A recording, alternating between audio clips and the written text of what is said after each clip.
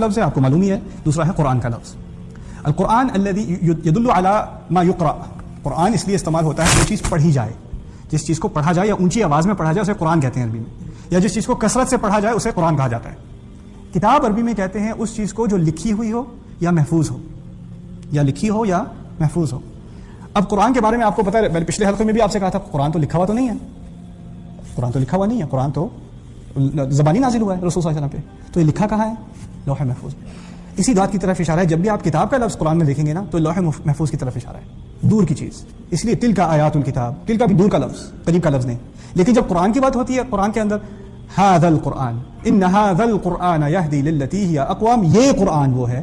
یہ نہیں کہتے وہ قرآن، کہتے ہیں یہ قرآن. اب فرق سمجھیے، جب کتاب کا لفظ آتا ہے تو فرماتے ہیں وہ کتاب، جب قرآن کا لفظ آتا ہے تو کہتے ہیں یہ قرآن. وہ کتاب اس لیے کہ وہ کتاب لکھی کہاں ہے؟ بہت دور. یہ قرآن اس لیے کہ پڑھا کہاں جاتا ہے؟ یہاں پڑھا جاتا ہے. یہاں قرآن کا پڑھا جانا قریب کی بات ہے، قرآن کا لکھا جانا دور کی بات ہے.